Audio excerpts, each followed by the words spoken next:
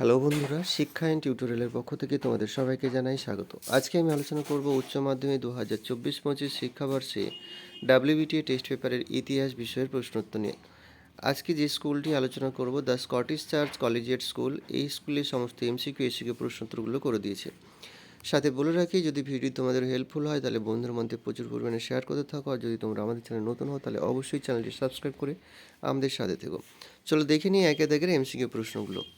হাজারদুয়ারি জাদুঘর হলো একটি, উত্তর হবে ঐতিহাসিক জাদুঘর। পরের প্রশ্ন, সরলা দেবী চৌধুরানীর স্মৃতিকথার নাম, উত্তর হবে জীবনের ঝরাপাতা। পরের প্রশ্ন, উত্তমাংশ অন্তরীপ সর্বপ্রথম প্রদক্ষিণ করেন, উত্তর হবে বার্থোলোমিউ দ্বিজ। পরের প্রশ্ন, দ্য ওয়েলথ অফ নেশনস গ্রন্থের লেখক, উত্তর হবেন অ্যাডাম স্মিথ। পরের প্রশ্ন, ভারতের নতুন পুলিশি ব্যবস্থা প্রবর্তন করেন, উত্তর হবে লর্ড কর্নওয়ালিস। পরে যে ম্যাচিংটি আছে ডি এর দাগের উত্তরটি সঠিক হবে। পরের প্রশ্ন, জুন 1858 সালে চীনের কোন চুক্তি স্বাক্ষরিত হয়, উত্তর হবে তিয়েনজিনের সন্ধি। পরের প্রশ্ন, গুলামগিরি এর লেখককে, উত্তর হবে জ্যোতিবা ফুলে। পরের প্রশ্ন, আলিগড় কলেজের প্রথম অধ্যক্ষ ছিলেন, উত্তর হবে সৈয়দ আহমেদ খান। পরের প্রশ্ন, সংস্কারের দাবিতে চীন সম্রাটের কাছে আবেদনপত্র জমা দেন, উত্তর হবে কাং ইউ ওয়ে। পরের প্রশ্ন, রাওলাট কমিশনের অপর নাম কি, সেডিশন কমিশন। পরের প্রশ্ন, কত সালে সাম্প্রদায়িক বাটোয়ারা ঘোষিত হয়, 1932 সালে। পরের প্রশ্ন, ক্রিপস প্রস্তাবকে একটি ফেল পড়া ব্যাংকের আগামী তারিখে চেক বলেছেন, উত্তর হবে মহাত্মা গান্ধী। পরের প্রশ্ন, নেতাজি সুভাষ শহীদ ও স্বরাজ নাম দেন, উত্তর হবে আন্দামান নিকোবর দ্বীপকে। পরের প্রশ্ন, তোজো তোজো কোন দেশের প্রধানমন্ত্রী ছিলেন, জাপান। পরের প্রশ্ন, ইন্দোনেশিয়ার প্রথম প্রধানমন্ত্রী হলেন সুহার্ত। এবারে যে ম্যাচিংটি রয়েছে সেটা বিয়ের দাগের অপশানটি হবে। পরের প্রশ্ন, কমিকন গড়ে ওঠে, উত্তর হবে পূর্ব ইউরোপে। পরের প্রশ্ন, আরব লীগের অধীন ছিল না, উত্তর হবে ইসরায়েল। পরের প্রশ্ন, কুওমিন্তাং দলের প্রতিষ্ঠাতা ছিলেন সানিয়াত চেন। পরের প্রশ্ন, উপনিবেশিকরণ শব্দটির প্রথম ব্যবহার করেন মারিয়াস জুলিয়াস বন। পরের প্রশ্ন, স্বাধীন ভারতের পরিকল্পনা কমিশন গঠিত হয় 1950 সালে। পরের প্রশ্ন, বাংলাদেশের মুক্তিযুদ্ধের প্রধান নেতা ছিলেন, উত্তর হবে শেখ মুজিবুর রহমান। পরের প্রশ্ন, ভারতের প্রথম অকংগ্রেসী প্রধানমন্ত্রী কে ছিলেন, উত্তর হবে মোরারজি দেশাই। এবারে দুয়ের দাগের এসিকিউ প্রশ্ন উত্তরগুলো দেখব। দুয়ের দাগের একের প্রশ্ন, কোন দেশ মশলা দ্বীপপুঞ্জ নামে বিখ্যাত ছিল, উত্তর হবে ইন্দোনেশিয়া। পরের প্রশ্ন, নতুন বিশ্ব বলতে কি বোঝায়?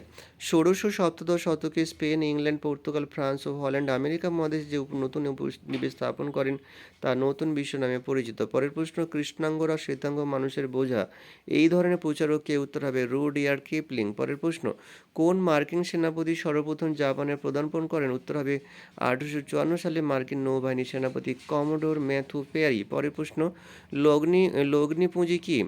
শিল্প বা বাণিজ্য থেকে অর্জিত অতিরিক্ত পুঁজি বা মুনাফা অর্জনের জন্য আবার কোনো শিল্প অথবা বাণিজ্যে বিনিয়োগ করা হয় তখন তাকে লগ্নি পুঁজি বলা হয়। পরের প্রশ্ন, দস্তক কি?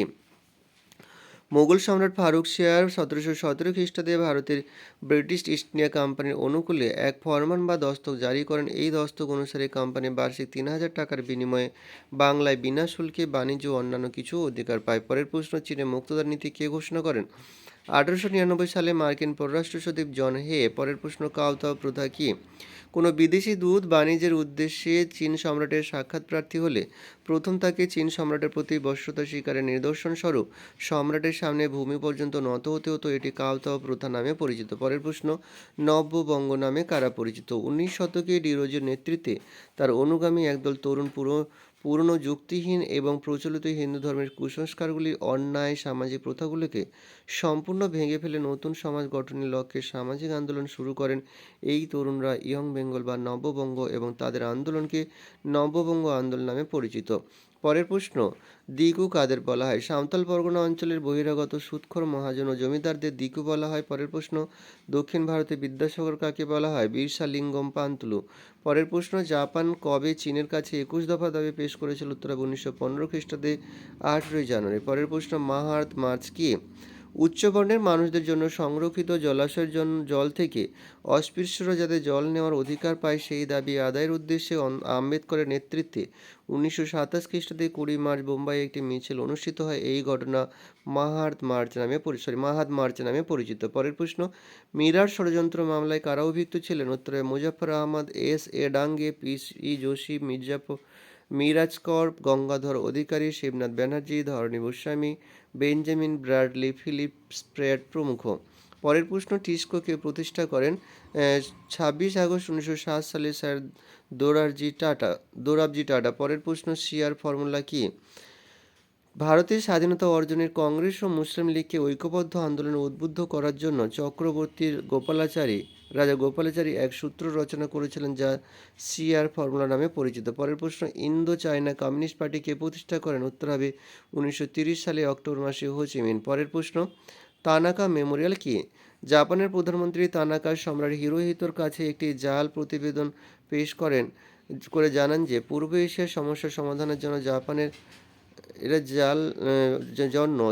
যুদ্ধনীতি গ্রহণ করা উচিত। এই প্রতিবেদন তানাকা মেমোরিয়াল নামে পরিচিত। পরের প্রশ্ন, বার্লিন অবরোধ কি? বার্লিন সংকট সৃষ্টির কারণে রাশিয়া পশ্চিমী শক্তিগুলির বার্লিন শহর ত্যাগ করতে বাধ্য করার উদ্যোগ নেয়।